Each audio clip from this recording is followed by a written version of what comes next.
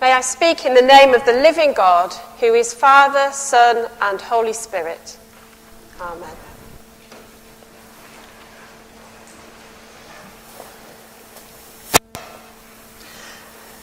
There will be signs, says Jesus in today's Gospel reading. Well, today marks the first Sunday of the season of Advent, and there are definitely signs of Advent. Did anyone open an Advent calendar this morning?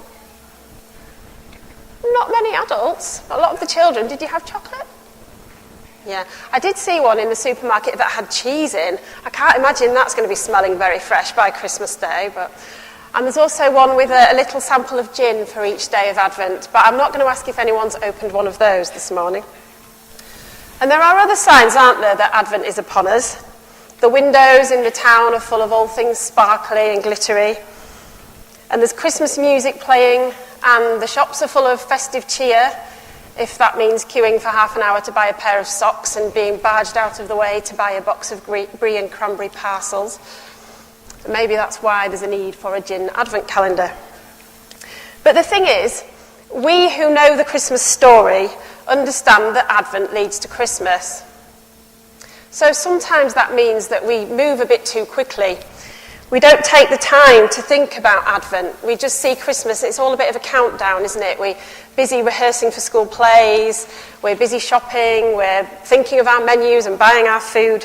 So it just becomes a bit of an endless time of preparation, really. And we're so busy trying to get through Advent and get to Christmas that we don't really stop and notice the things along the way. But the message in today's reading is a really important one. And it asks us to look back and consider the first Advent, but also to look forward to the second Advent, the time when the Son of Man will return. And as we watch and we wait, we're asked to look for signs of God's presence among us now. There will be signs. Perhaps this Advent we need to slow down a little bit and notice them. So we're going to have a little look at some signs. And William, this is your moment. Would you like to bring the first sign?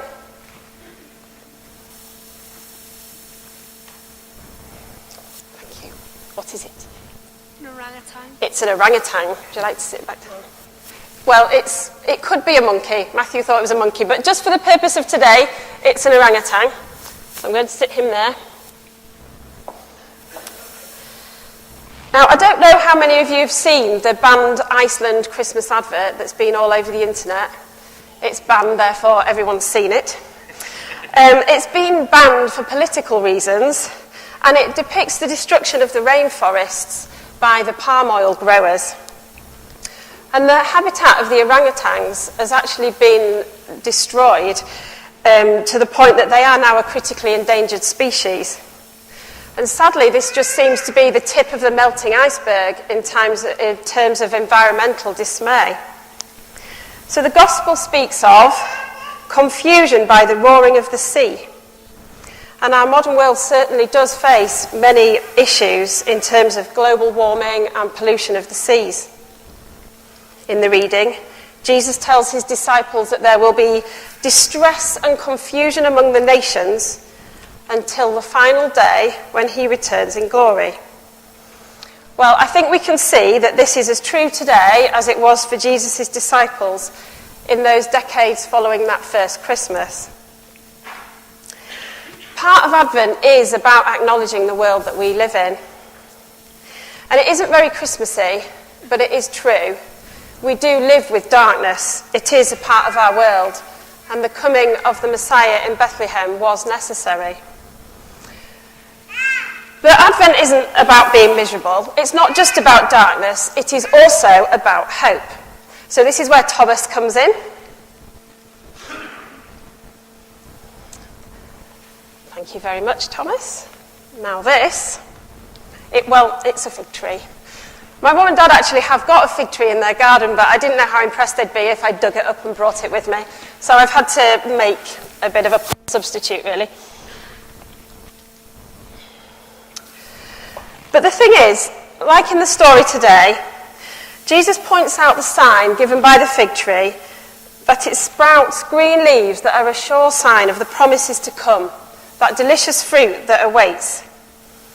And as we walk through the season of Advent together, I invite you to look for signs that God's kingdom is already breaking into the darkness.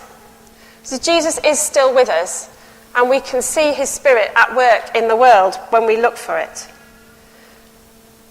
3 weeks ago, the Church of England released a report detailing the full scale of the church's response to community. It highlighted more than 33,000 social action projects, from debt counselling to food banks. And of course, God does not only speak through the church, but through all of creation. The church is just the tip of the iceberg in terms of all the many things that people are busy doing. It's just one example of the way that Christ is working right now in human history to bring about social justice, equality, peace, and an end to poverty. Because as we acknowledge that we live with darkness, we must remember the strength of the true light. There will be signs. And there is one more, and somewhere little Hannah has got the third one.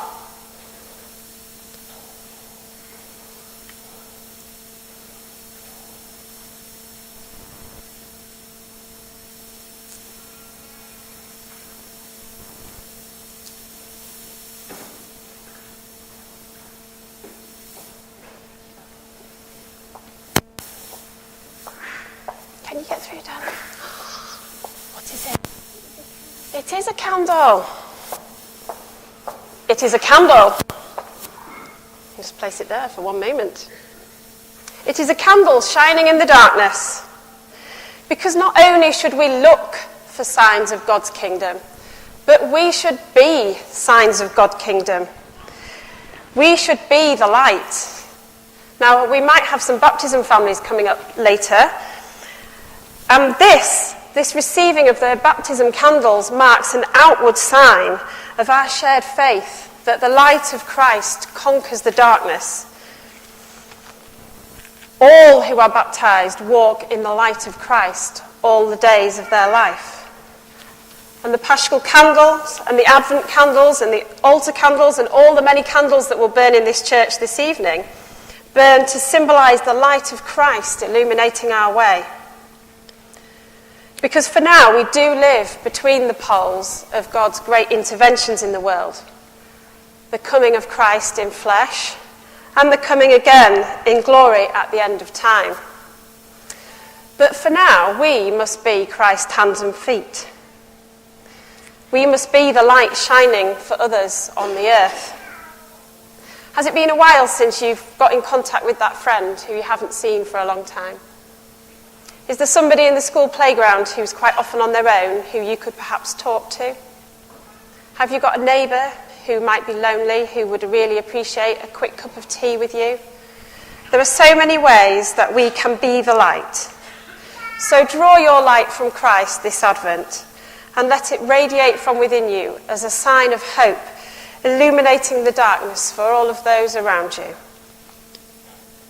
I invite you to notice all of the candles and the sparkly lights and the Christmas tree lights and all the other sparkly things this Christmas, and be reminded of how you can be a light and how you can brighten up the winter and bring joy to someone's day just as those lights bring joy. So, in order for us to witness the light, we must acknowledge that there is darkness.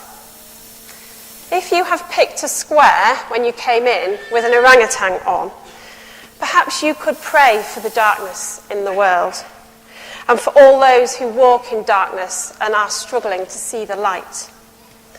Perhaps you could pray for an end to the destruction of the rainforest, an end to environmental damage.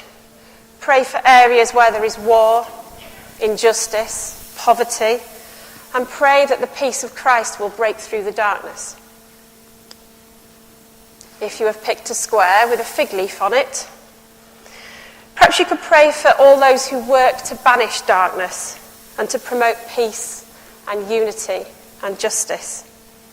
Pray for those who care for the sick, the unloved, the lonely, and pray that signs of hope and new life will continue to break through the darkness and bring joy.